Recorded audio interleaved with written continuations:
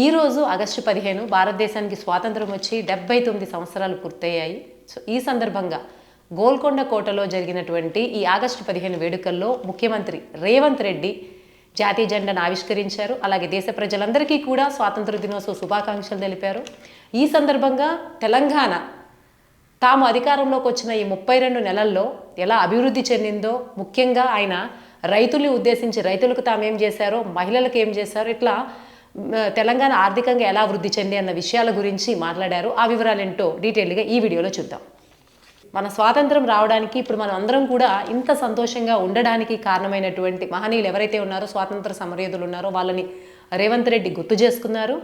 అదే సందర్భంలో స్వాతంత్రం వచ్చిన తర్వాత నెహ్రూ రాజకీయ విధానాల వల్ల కావచ్చు దేశం ఎలా అభివృద్ధి చెందింది అన్నదానికి కూడా ఆయన మాట్లాడారు, అన్నదాని గురించి కూడా ఆయన మాట్లాడారు. తరువాత తెలంగాణ ఆర్బీఐ నివేదిక లెక్కల ప్రకారం తెలంగాణ ఎలా ఆర్థికంగా బలపడిందో కూడా చెప్పారు. ముఖ్యంగా తాము అధికారంలోకి వచ్చిన ఈ 32 నెలల్లో జరిగినటువంటి అభివృద్ధి గురించి ఆయన ప్రత్యేకంగా గుర్తు చేశారు. ఆర్బీఐ నివేదిక ప్రకారం తెలంగాణ రాష్ట్ర తలసరి ఆదాయం 2025-26లో ఎంతుందంటే 4,18,391 రూపాయలు. అంటే దాదాపు దేశంలో మిగిలిన రాష్ట్రాల కన్నా కూడా 91% అధికంగా ఉంది. అంటే మేము అధికారంలోకి వచ్చిన తర్వాత దేశం ఇంత ఆర్థికంగా బలపడిందని చెప్పారు. రైతులకు ఆయన చేసిన విషయాల గురించి కూడా చెప్పారు. దాదాపు 2 లక్షల మందికి రైతు రుణాలు ఇచ్చామని, అలాగే 25 లక్షల వరకు రైతులందరికీ ఏదైతే రుణాలు ఉన్నాయో వాటి నుంచి విముక్తి చేశామని చెప్పారు. 9 కోట్ల మందికి పైగా రైతులకు రైతు భరోసా ఇచ్చామని, అలాగే సన్న బియ్యానికి ఏదైతే 500 రూపాయలు తాము బోనస్ ఇస్తామని చెప్పామో తాము అధికారంలోకి వచ్చినప్పటి నుంచి కూడా బోనస్ ఇచ్చామని కూడా చెప్పారు.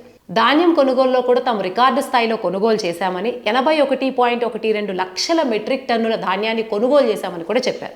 ఇది రైతుల గురించి ఆయన చెప్పింది. ఇక మహిళల విషయానికి వస్తే మహిళా సాధికారత కోసం తాము ఎన్నో చేస్తూ ఉన్నామని, దీనికి ఉదాహరణే దీనిలో భాగంగానే మహిళలకు ఉచితంగా బస్సులో ప్రయాణించే పథకాన్ని కూడా తీసుకొచ్చామని చెప్పారు. ఈ ఉచిత మహాలక్ష్మి పథకం ద్వారా మహిళలందరికీ ఆర్టీసీలో ఏదైతే తాము ఉచిత బస్సు ప్రయాణ సౌకర్యం కల్పించామో దాని ద్వారా ఇప్పటికే 335 కోట్లకు పైగా ఉచిత ప్రయాణాలు నమోదయ్యాయని, రోజుకు 34 లక్షలకు పైగా మహిళలు ఈ సదుపాయాన్ని వాడుకుంటున్నారని, దీని ద్వారా 11 కోట్లకు పైగా ఆదా చేస్తున్నారని కూడా తెలిపారు. గృహజ్యోతి పథకం ద్వారా 53.09 లక్షల కుటుంబాలకు 200 యూనిట్ల వరకు ఉచిత విద్యుత్తును అందిస్తూ 10.97 కోట్ల సున్నా బిల్లులు జారీ చేశామని, 42.90 లక్షల కుటుంబాలకు 500 రూపాయలకే గ్యాస్ సిలిండర్ కూడా అందిస్తున్నామని చెప్పారు. కళ్యాణ లక్ష్మి షాదీ ముబారక్ ద్వారా 1.68 లక్షల మంది ఆడబిడ్డలకు సాయం అందించేందుకు 4,709 కోట్ల రూపాయలు ఖర్చు చేశామన్నారు.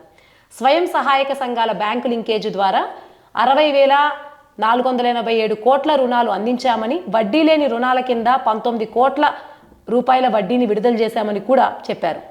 మహిళలు తయారు చేసిన ఉత్పత్తుల విక్రయానికి శిల్పారామంలో ప్రదర్శనలు ఏర్పాటు చేశామని, మహిళల పాఠశాలలు యూనిఫామ్లు కుడుతూ సోలార్ పంపులు, మహిళా విద్యుత్ బస్సుల్ని నిర్వహిస్తూ ఆర్టీసీ బస్సులకు యజమానులుగా ఉన్నారని కూడా కొనియాడారు.